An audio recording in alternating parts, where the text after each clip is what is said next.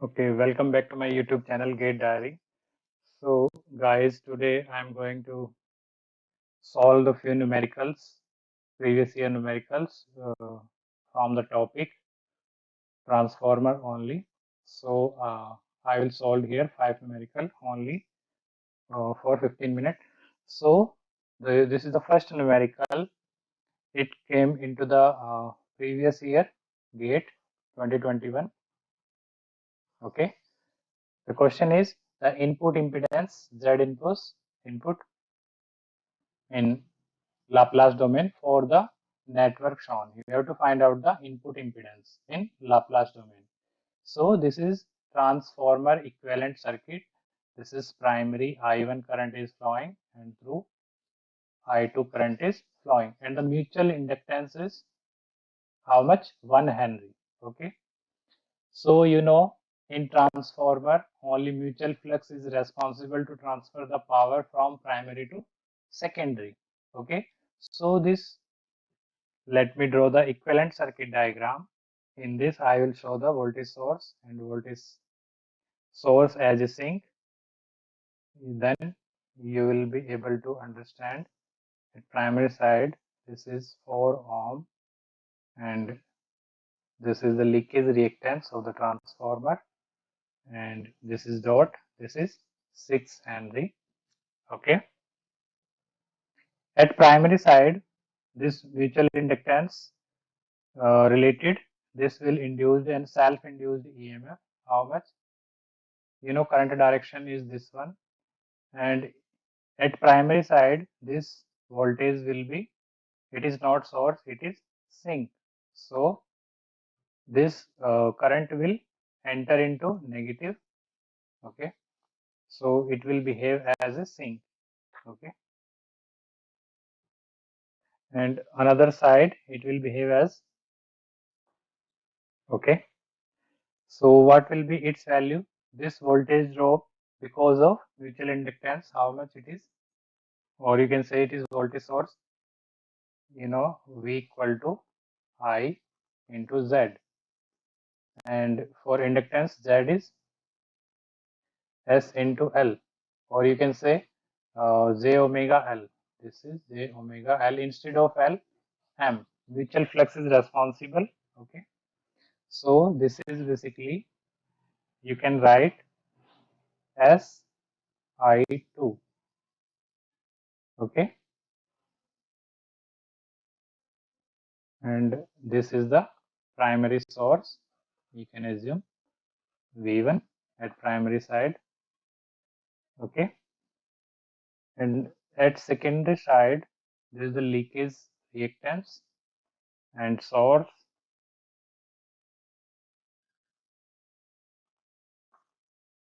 plus minus. Okay.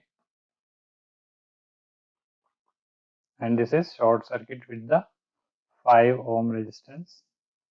As you can see, 5 ohm resistance, और ये है आपका करंट I2. तो म्यूचुअल इंडक्टेंस में क्या है, जैसे आपने प्राइमरी साइड लिखा तो कौन सा करंट लिया? सेकेंडरी साइड वाला. और जब आप सेकेंडरी साइड लिखेंगे तो कौन सा करंट लेंगे? प्राइमरी साइड वाला. ओके. ये है आपका 1 हेनरी म्यूचुअल इंडक्टेंस. तो ये सोर्स कितना है आपका? ये हो जाएगा SI1. ये लिख रहे हैं आप यहाँ पे सोर्स. तो ये कैसे बिहेव करेगा आपका सोर्स? करंट आपका यहाँ से, ये भी सोर्स है और ये भी सोर्स है. अभी आप इसमें KVL लगाइए और इसमें भी KVL लगाइए. इसमें I1 करंट फ्लो हो रहा है, इसमें I2 करंट फ्लो हो रहा है. पहले आप सेकेंडरी साइड लगाइए KVL. It will be minus SI1 plus ये कितना है आपका इंडक्टेंस 4. तो इसको लिखेंगे 4S. SL लिखते हैं एक्चुअली लाप्लास डोमेन में.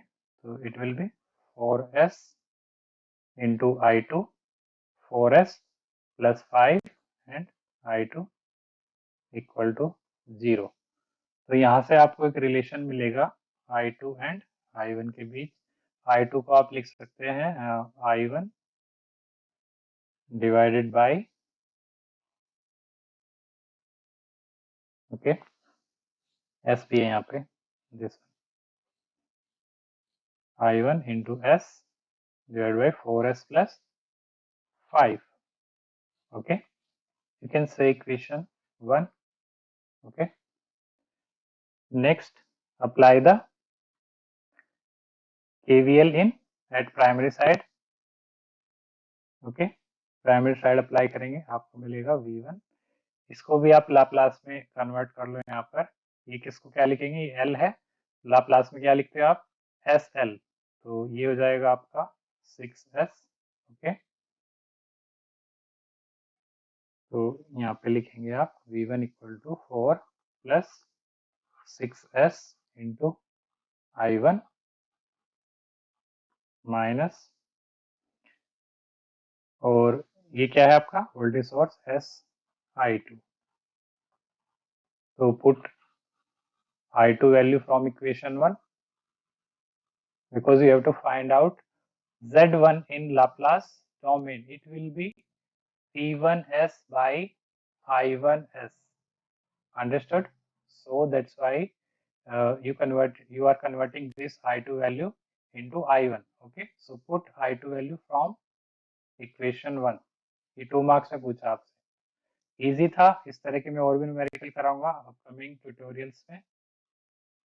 ठीक है, ट्रांसफर इम्पीडेंस कैसे ट्रांसफर करेंगे आप, यहाँ पे तो आपका टर्न्स रेशो नहीं दिया होगा, टर्न्स रेशो दिया है तो तब कैसे करेंगे। ठीक है, this is I1 minus S I2, क्या लिखेंगे आप, S I1 by 4S plus 5। V1 उधर से I1 आप कॉमन ले लेंगे, ये बन जाएगा आपका Z1S। ओके, लाप्लास डोमेन में इसको आप सॉल्व करेंगे, 4 plus 6S minus S square divided by 4S plus 5. Then you will get something 24 S square, okay, plus 30S, solve कर लेना आप इसको, plus 16S plus 20 minus S square divided by 4S plus 5. Finally you will get Z1 input impedance equal to how much, 23S square plus 30 plus how much, 46 plus 20। ये option आपको टिक कर देना है। Okay, ये हो गया आपका इनपुट इम्पीडेंस। आपने सेकेंडरी साइड जो थी उसको ट्रांसफर किया प्राइमरी साइड। टर्न्स रेशियो यहाँ पे आपको गिवन नहीं है, so this is your answer. Next numerical easy है काफी, सेम कॉन्सेप्ट पे आपको करना है, और ये भी आपसे पूछा गया है गेट 2021 में। Okay, same concept you have to use.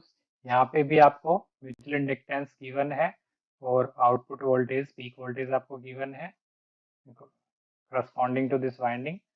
हाँ, प्राइमरी में यहाँ पे इन्होंने ये रेजिस्टेंस दिया है, इसके क्रॉस क्या दिया हुआ है आपको, वोल्टेज। तो यहाँ से क्या बेनिफिट होने वाला है, पहले आप इसका एक इक्विवेलेंट सर्किट डायग्राम बना लो जिसमें आपका प्राइमरी सेकेंडरी दोनों दिखाई दे। तो ये प्राइमरी साइड आपका लीकेज रिएक्टेंस, यहीं पर आपका रेजिस्टेंस 22 ओम, और इसके अक्रॉस वोल्टेज आपको गिवन है। वो इसलिए है ताकि you can find out the current value. Okay, वही करंट आपका यूज होगा एम की वैल्यू फाइंड आउट करने के लिए। सेकेंडरी साइड है leakage reactance, mutual inductance is given M, और इसमें आपसे क्या पूछा है, air core radio frequency transformer as shown has a primary winding and secondary winding. The mutual inductance M between the windings of the transformer is, okay, इसमें आपसे पूछा है कि what will be the value of mutual inductance in micro henry, and bracket में लिखा है round off to 2 decimal places, आपको 2 decimal तक वैल्यू फाइंड आउट करनी है। तो प्राइमरी में you can find out the value of current I1 with the help of this voltage drop across this 20 ohm resistance. What will be the value of I1? I equal to V by R, V5 by 22 amps. Okay, directly you can find out the secondary voltage is also given to you 7.3. So 7.3 equal to V equal to I into Z।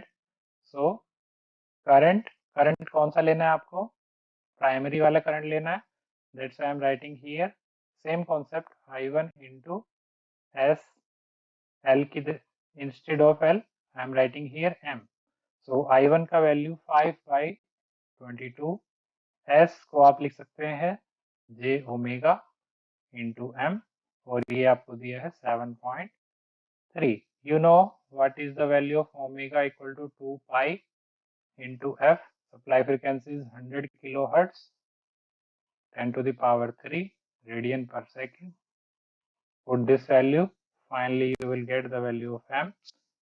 What will be the value of m? You will get something 51.10 microhenry. So easy. Same concept. Okay, mutual flux flow होगा तो इसमें जो voltage induce होगी ये लेनी है आपको secondary की, बिकॉज ऑफ जो बोथ लीकेज रिएक्टेंस है इनके बीच जो कपलिंग है दैट इज म्यूचुअल फ्लक्स, और उसी के कारण आपका प्राइमरी में भी सेल्फ इंड्यूस्ड वोल्टेज होगा, सेकेंडरी में भी म्यूचुअल इंड्यूस्ड ईएमएफ होगा, that will be because of this mutual inductance. तो इसमें क्या अपोजिट करंट के आप करस्पॉन्डिंग निकालते हैं। सेकेंडरी साइड 7.3 वोल्टेज दिया था तो मैंने प्राइमरी वाला करंट लिया, ठीक है। I इंटू जेड, जेड क्या है आपका S इंटू एम, एस क्या है j omega into M, M का वैल्यू आ गया 51.10 micro henry. Okay, this is your answer. 2 marks में पूछते हैं, डायरेक्ट गेट में पूछा है 2021 में। ओके, इजी है। Next problem, very important and simple. See here, a single phase 4 kVA 200 by 100 volts 50 hertz transformer with laminated CRGO steel core, मैंने बताया ना कोर के लिए क्या यूज करते हैं, लेक्चर में मैंने बताया आपको। Cold rolled grain oriented steel आप यूज करते हैं, ferromagnetic material. Core has rated no load loss of 450 watt. Okay, rated पे आपको गिवन है, rated means high voltage side 200 volt 50 hertz and no load loss or iron loss or core loss, how much given to you, 450 watt at 200 volt 50 hertz. When the high voltage winding is excited with 160 volt 40 hertz sinusoidal AC supply, जब आपने HV को 160 volt 40 hertz से supply दिया तो आपके losses कितने हो गए, हाउ मच, 320 वाट। ओके, अभी इसने पूछा कि जब आप एक्साइट करेंगे हाई वोल्टेज वाइंडिंग को 100 वोल्ट एंड 25 हर्ट्ज पे, तो what will be the core loss और आयरन लॉस और फिक्स्ड लॉस और नो लोड लॉस कितना होगा। तो कैसे निकालेंगे आप, ये मैंने आंसर लिखा हुआ है, आई विल सॉल्व। कैसे निकालेंगे आप, यहाँ पे एक चीज ऑब्जर्व करेंगे कि जो आपकी कोर में फ्लक्स है वेदर दिस इज कांस्टेंट और नॉट, कैसे करेंगे, V बाई एफ रेशो से। तो आप ये देखिए, single phase 4 kVA 200 by 100 volt 50 hertz transformer with laminated CRGO steel core, rated no load core loss of 450 watt. Okay, 450 watt है, इसमें आप V बाई एफ चेक करिए, V by means 200 by 50, how much 4। Second case में check करिए 160 by 40 4, V by F ratio आपका constant है, तो अगर V बाई एफ आपका कांस्टेंट है तो maximum flux density is also constant. ये आप कैसे कह रहे हैं, because V equal to √2 from transformer equation pi F phi M N1।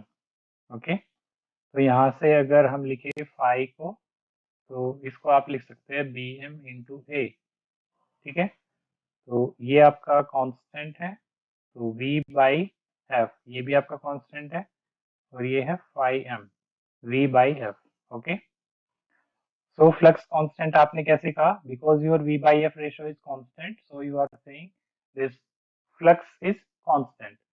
तो कांस्टेंट फ्लक्स के लिए आपको you know the formula for iron losses, this core losses equal to eddy current losses plus hysteresis losses. Okay, इसी को आप लिखते हैं, eddy current losses को आप क्या लिखते हैं, K E F square and maximum flux density whole square T square plus K H. इसको आप ध्यान से समझिए, इजी है क्वेश्चन आपका। ओके, ये है आपका फॉर्मूला। इसमें क्या है आपने निकाला, अभी आपको क्या पता चला कि V बाई एफ आपका कांस्टेंट है न्यूमेरिकल में। तो आपने कहा कि V बाई एफ कांस्टेंट, तो मेरा flux constant. Okay, if your flux constant, so you can say Bm is also constant, क्योंकि Bm is directly proportional to phi m. If phi m is constant, Bm is constant. So constant है तो आप अपने फॉर्मूले को, जो आपकी equation 1 है, इसको आपने मॉडिफाई किया, के एफ स्क्वायर, ये कांस्टेंट है तो इस पे डिपेंड नहीं करेगा, टी कांस्टेंट है, प्लस के एच एफ, ये आपका फाइनल मॉडिफाइड, क्योंकि यहाँ पे बी एम कांस्टेंट है तो डिपेंडेंसी खत्म हो गई आपकी। ठीक है, तो आप लिख सकते हैं कि P I directly proportional to K E F square plus K H F square. ठीक है, अभी नंबर 1 केस बस आपको पुट करनी है, आपको मिल जाएगा। नंबर 1 केस क्या है आपका, 250 and iron loss 450। So iron loss कितना है आपका, 450। ओके, के ई फ्रीक्वेंसी कितना है आपका, 50 हर्ट्ज। के H frequency how much, 50, equation number 3। Okay, इसको आप थोड़ा सा मॉडिफाई कर लो, 2500 plus K H 50। Okay, zero cancel out कर दो, हो जाएगा 250 plus K H 5, modified equation हो गई। अभी मैं आपको ये पूरा कॉन्सेप्ट वाइज बता रहा हूँ कैसे आप सॉल्व करेंगे न्यूमेरिकल को, ताकि आप कंफ्यूज ना हो। ओके, ये फर्स्ट केस में लिखा मैंने 50 हर्ट्ज, सेकंड केस में आपको कितना गिवन है, वोल्टेज 160 एंड दिस फ्रीक्वेंसी 40, 320। सो ये है आपका 320, फ्रीक्वेंसी इज 40, सो के ई 40 whole square plus K H 40। इसको भी थोड़ा सा मॉडिफाई कर लो, 320 1600 प्लस, जीरो कैंसिल आउट कर दो, ये हो जाएगा 32, के 160 प्लस के एच 4, ये हो गया। So from equation 4 and 5 you can find out the constant value ke and kh. Okay, because you have to find out the iron losses at 25 hertz. So what will be the iron losses at 25 hertz? You can write directly ke 25 whole square plus kh into 25.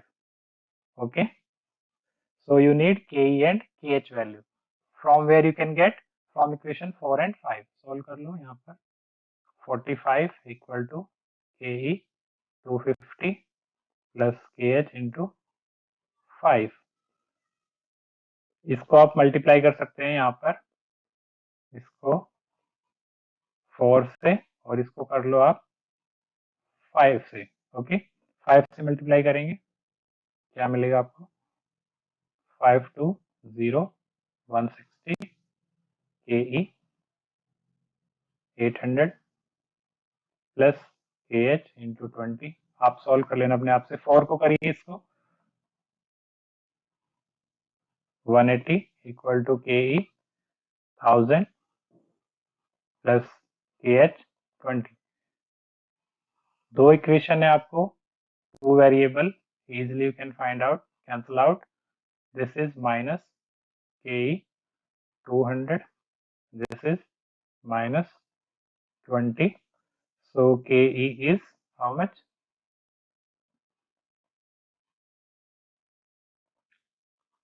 k equal to 1/10, k equal टू 0.1। Constant मिल गया आपको, इसको आप किसी भी equation में put कर लो, you will get kh value. So equation number 6 में पुट कर लेता हूँ, ke into 250 plus kh into 5। Okay, k 0.1 रखेंगे आप, 25 प्लस kh 5, 45 माइनस 25, तो 20, kh आ गया आपका 4, kh आ गया 4। इसको आप निकाल सकते हैं, 0.1 into 625, okay, plus kh how much, 4 into 25, 100, 62.5 plus 100 how much, 162.5 वाट। यही आपका करेक्ट आंसर, यही मैंने लिखा। ओके, 162.5 इजी है आपका। हाँ, ये भी कितना इजी न्यूमेरिकल है, ये 2020 में पूछा गेट, ये वाला भी आपसे 2020 में पूछा। सिंपल है, आपको गिवन है 5 kV transformer, 50 volt by 100 volt single phase transformer has a secondary terminal voltage 95 volt when loaded. What will be the voltage regulation? Voltage regulation का फॉर्मूला यू नो। और हाँ, ये जो आपको रेटिंग गिवन है, क्या रेटेड, ये रेटेड लोड पर, और you can say full load पर जो है आपकी गिवन है ये values, full load. Okay, so voltage regulation का फॉर्मूला मैंने आपसे लिखाया, voltage at no load minus voltage at full load divided by full load, और रेटेड से आपको डिवाइड करना है फुल से। नो लोड, कोई लोड नहीं है आपका, रेटेड ही मान सकते हैं आप, -95 डिवाइडेड बाय फुल लोड, और रेटेड कितना है आपका 100, कंफ्यूज नहीं होना इसमें, 5/100 परसेंटेज में निकालेंगे 100 से, तो वोल्टेज रेगुलेशन कितना आ गया आपका 5%। ओके, पर यूनिट से भी आप निकाल सकते हैं वोल्टेज रेगुलेशन, V इन पर यूनिट -1। ओके, V इन पर यूनिट आप निकाल सकते हैं कैसे, 95 रेटेड क्या है आपका 100, तो ये V इन पर यूनिट में आ जाएगा, then you will get same. Next है आपका लास्ट न्यूमेरिकल, ये भी आपका फॉर्मूला बेस्ड है, ये बेसिकली IES में पूछा गया आपसे। गिवन है आपको percentage resistance and percentage reactance, ठीक है, given to you R per unit equal to how much, 1%, and X per unit how much, 4%, or you can say 0.01 and 0.04 per unit. What is the voltage regulation at power factor 0.8 lagging and 0.8 leading? ये तो simple direct formula से हो जाएगा, मैंने आपको voltage regulation का direct formula लिखा है, Z per unit cos theta equivalent minus phi. सबसे इंपॉर्टेंट चीज, where phi is positive for lagging PF. Okay, ये मैंने लिखा है आपको। थीटा इक्विवेलेंट आप निकाल लेंगे इजीली, बिकॉज ये मैं फुल डिटेल में बता रहा हूँ ताकि आपको कोई भी कंफ्यूजन ना हो। R per unit and X per unit, okay, and this is Z per unit, and this is theta equivalent. Again and again I am telling to you, R per unit is given to you 0.01, X per unit is given to 0.04, Z per unit easily you can find out, this is 0.01 whole square plus 0.04 whole square under root, this is Z per unit into cos theta equivalent how much, this is theta equivalent, how you can find out, simply tan inverse X by R 0.04 by R per unit 0.01 and minus phi angle आपको given है, power factor 0.8 lagging, तो phi क्या होगा, it will be cos inverse 0.8। Okay, lagging के लिए मैंने यहाँ पे पॉजिटिव लिखा। Finally directly you can write the voltage regulation, how much you have to solve it, then you will get something 3.2%. Voltage regulation will be directly I'm writing 3.2%. Okay, in second case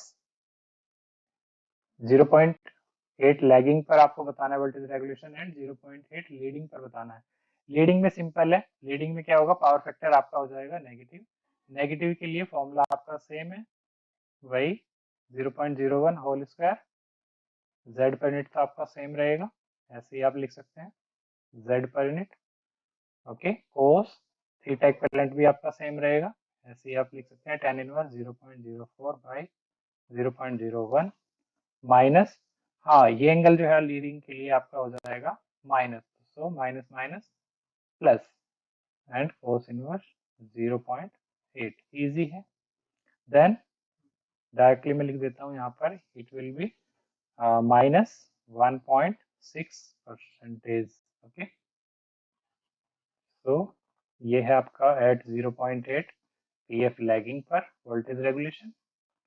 मैंने बताया ना आपको, voltage regulation is figure of merit and it depends on the power factor, load power factor. Okay, and this is 0.8, ये काफी मैंने अच्छे से explain किया लेक्चर में, 0.8 पीएफ लीडिंग पर।